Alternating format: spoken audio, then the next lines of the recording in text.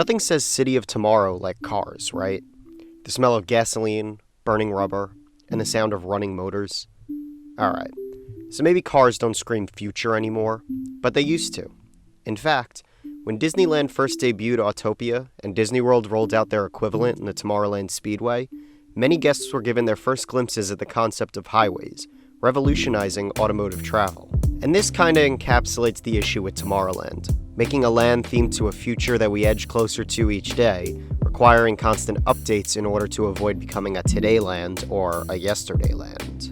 But that's another topic for another time. The point is, while Tomorrowland has seemingly rethemed itself in both Disneyland and Walt Disney World to be more representative of retrofuturism, a fictional concept of the future theorized in the past, this little car-driving ride stands out as a poor fit. As we discussed in my video on Splash Mountain's retheme to Princess and the Frog, it's clear that theming and cohesion matter to me and many Disney fans. But, as we superfans often forget, the general public does not always care as much. What we need to keep in mind is that, despite our distaste, the Tomorrowland Speedway and Autopia are wildly popular attractions, especially with children. Kids love getting the chance to drive a car since they will not be able to even attempt that in real life until they reach a certain age. Sure, the car does drive on a rail, unlike the more free-form driving of Legoland's driving school, but being able to turn the steering wheel and have some movement in the vehicle is exciting and wish-fulfilling, creating a memory unlike any other for those enamored by it. Many children love cars, and many more will discover their love of cars from these types of attractions. For that reason, I need to come to the defense of Tomorrowland Speedway and Autopia.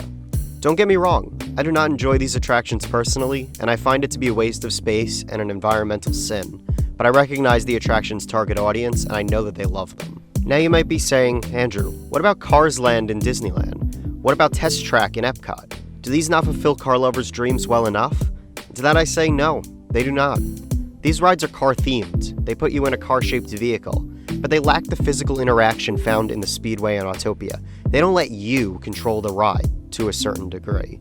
But I don't want this video to simply end with me defending it. I don't want the purpose of this to just say recognize you're not the target audience and appreciate it for what it is. No. We're Backseat Imagineers here on the Disney Channel. My friends, that means it is our duty to conceptualize improvements to these attractions. So, let's do just that.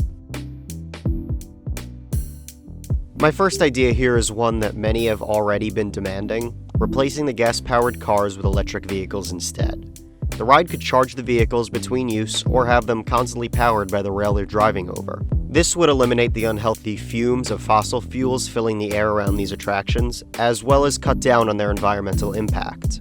Another upside to this change would be future-proofing the attraction. Cars are no longer futuristic, but electric vehicles are still slowly entering the mainstream market. Of course, this would eventually become outdated as well, but at least they would be more modern than gas-powered cars. I personally think this is the most important update to the attraction that needs to happen immediately. This goes beyond theming. It's essential to a sustainable future and environmental responsibility on behalf of the Walt Disney Company. Here is another commonly discussed method to fixing the Speedway and Autopia: retheming it. Keep the ride itself, just reskin it with something more befitting a land called Tomorrowland. The obvious, especially for Magic Kingdom, is Tron. Not necessarily giving it a backstory to Tron, but giving it a similar aesthetic to Tron Light Cycle Power Run, which is set to open right next to the Tomorrowland Speedway sometime this year. Neon lighting, sleek white vehicles with popping shades of light blue and red, similar to the aesthetic Tomorrowland as a whole is receiving in Walt Disney World in preparation for this Tron attraction. But if you want to go above and beyond, you could incorporate a storyline into the Speedway. Here's an idea off the top of my head: Tomorrowland Hyperlight Speedway. Welcome to Tomorrowland Hyperlight Speedway, your portal to the galaxy. Whether it be by rocket ship, people mover, or the Hyperlight Speedway, the comings and goings of Tomorrowland are never in short supply. Just an idea, something to fit the storyline. For Autopia, you could do a similar retheme, but perhaps fit the Space Mountain aesthetic more, since Disneyland's not getting a Tron attraction, as far as we know at this time. So this idea is a bit out there. Basically, I want to add different types of vehicles to the Speedway and Autopia. Different car models, maybe some sporty ones, but also maybe some light cycles from Tron. These would probably need their own track, but maybe you could add that track next to the cars. This would increase the capacity for the ride, add more visual motion to the land, and give some diversity to the choice of the rider's vehicles. In the end, I think that Tomorrowland Speedway and Autopia are dated rides in need of some love, but recognize that they are popular and beloved attractions to many of the children that ride them. If it is the favorite attraction of even one kid, doesn't it have some value? That being said, it is clear that they require some updating and upgrading in order to fit the modern standards and expectations of excellence that Disney park guests have. On top of that, the Walt Disney Company has an environmental responsibility to improve this attraction, which burns fossil fuels around 18 hours a day, 7 days a week. So, in my opinion, the Tomorrowland Speedway and Autopia should stay where they are, but get significant upgrades in the near future.